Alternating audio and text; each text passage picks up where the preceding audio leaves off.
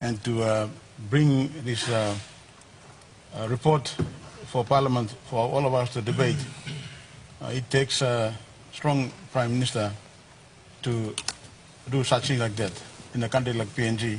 Our country wanted to borrow, it could have gone simply to the usual traditional finances and borrowed money to fund infrastructure, health, education, law and order, for instance, not from a traditional financer but through UBS. And that is where we are now. So collectively as a country, it's a damning indictment of the leadership that we have here, led by the Prime Minister, the former Prime Minister at that time, and all of us leaders at that time. I had been decommissioned as a minister in February.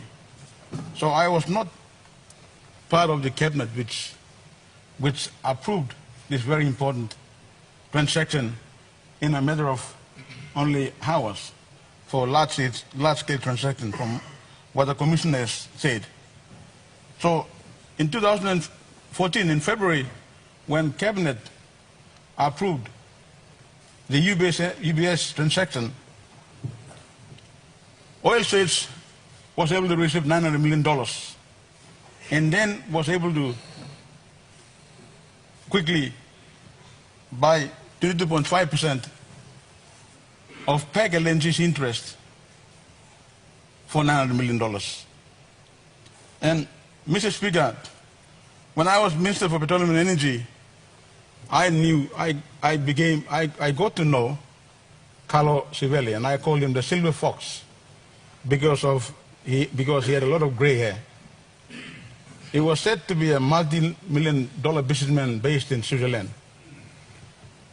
And we did not know who the beneficial shareholders of PEG LNG were, because the company, according to other sources, was registered in one of the tax havens.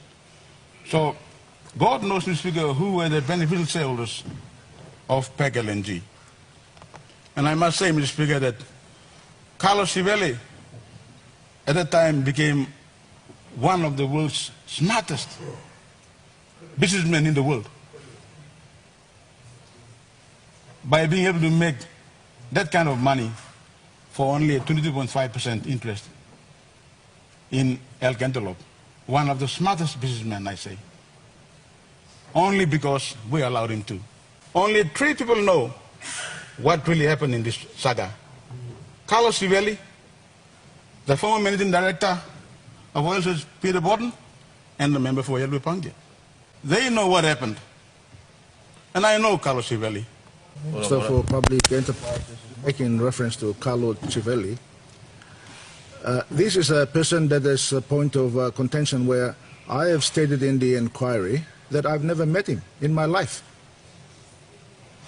But as I said, there are persons who say that I've met him in a bar somewhere. And this is where the Commission is now referring me to ICAC for further investigation. And I intend to defend that. But to make such reference where he himself does not have any evidence, the Minister, to effect that suggestion that there are schemes in place. Let's please, for argument's sake, debate on facts. I intend to test these references in court. That's my right, which I will do so. So, Mr. Speaker, can you please allow the Minister to ask the Minister to remain to facts? Thank you, Mr. Speaker. Honourable Minister. Thank you, Mr. Speaker. The subject of this inquiry was based on civil and a balance of probabilities. We are not debating a criminal trial. I don't say that I have the evidence, but I'm making a speech based on the findings made by the inquiry. Mr. Speaker, if you were to look at page 33, the summary of the inquiry's report, one of the questions which is asked was, and I repeat, when was the decision made to purchase Oil States shares? The answer is the decision to purchase the Oil States shares was made on either 23rd February or 27 February 2014 before the NECT's meeting on 6th March. So who was the Prime Minister that day? The backstops of the Prime Minister.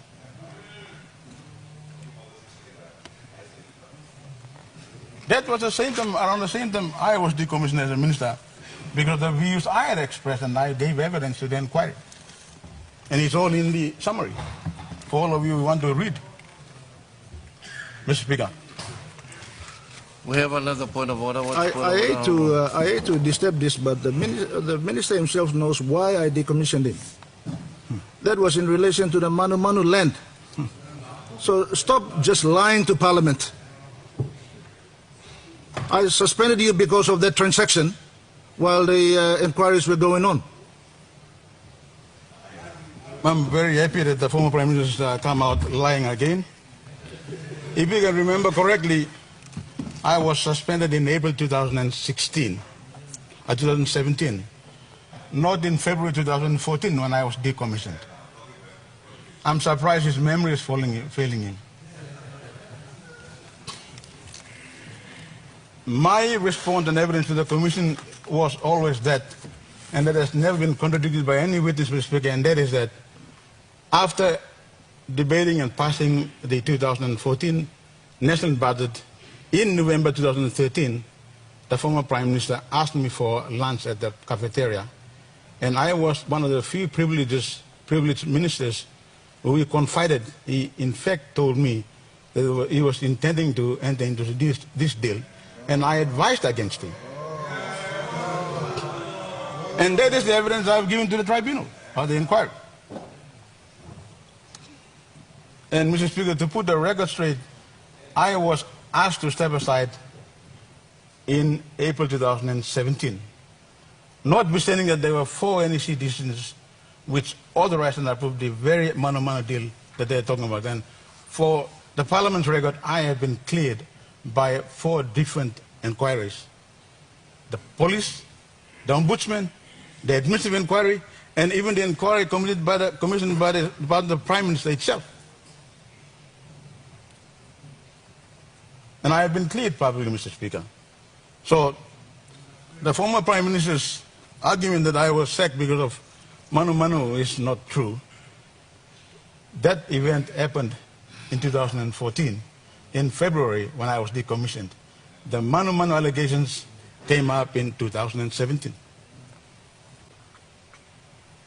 The balance of the evidence suggests that a significant driver of the state's purchase of new assets in 2014 was to assist in ensuring that PEC LNG group of companies were bought out of PRL 15. And again, PEC LNG features prominently in this inquiry. And that was why I said only 3 people know the answers to these questions. So, Mr. Speaker, my argument is this. This transaction called for a matter of judgment.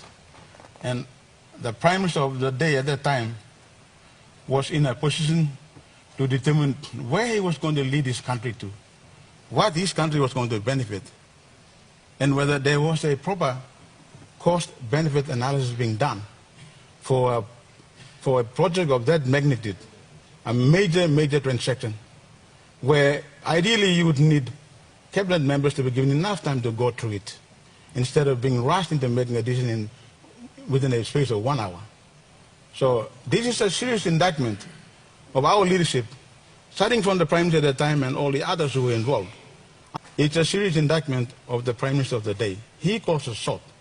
So my brother and the member for Yellowbango has a lot to answer for this.